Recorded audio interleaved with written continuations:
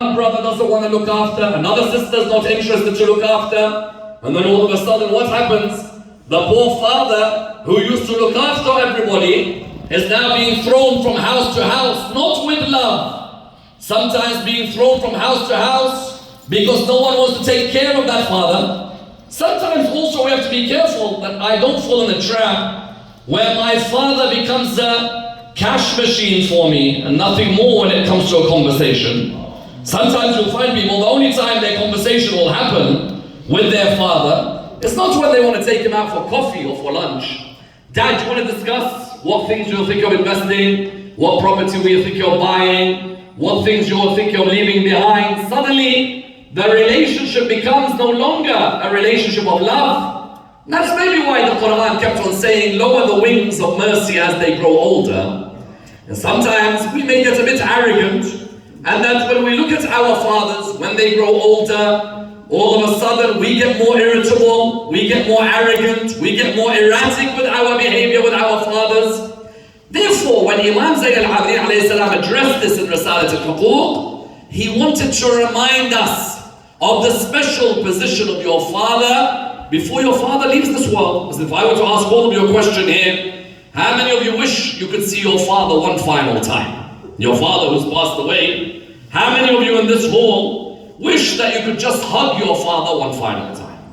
Or kiss your father one final time?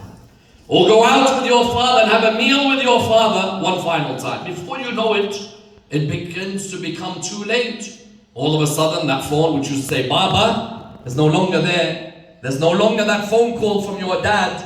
At least make sure that by the time your father has left this world, you've observed the huquq of your father. Some ask the question, but if my father's died, then how do I observe his huquq? No, your father has haqq on you even after they've died.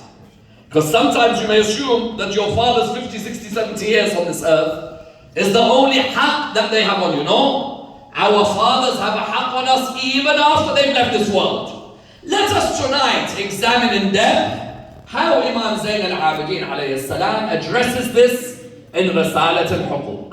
Number one, I'd like to do this in the following stages. Number one, how does the Imam from the outset talk about the blessing of the biological relationship with your father? Number two, highlight that whatever you do in this world, don't forget that the root of it is your father.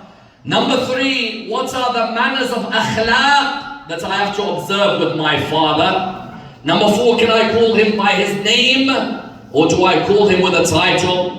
Number five, even the etiquette of sitting, standing. Number six, how about if I do things that bring abuse to his name? The things I drink, the things I smoke, the places I go. Do I need to stop those, or is it okay when it's my mates as long as the community does not see? Number seven, how do I ensure that even if my father is not Muslim, I have to observe his rights? Number eight, if my father is not Shia, do I still have to observe his rights? Number nine, if my father is not religious, do I still have to observe his rights? Number 10, can my father see what I'm doing now that he's gone? And what is the opinion Islamically on whether the father can still see what you're doing at home? And finally, what are the examples in Islamic history of great fathers?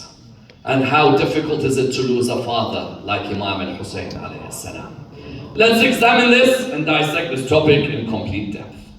Imam Zayn al-Abidin in Risalat al-Huquq, the passage is one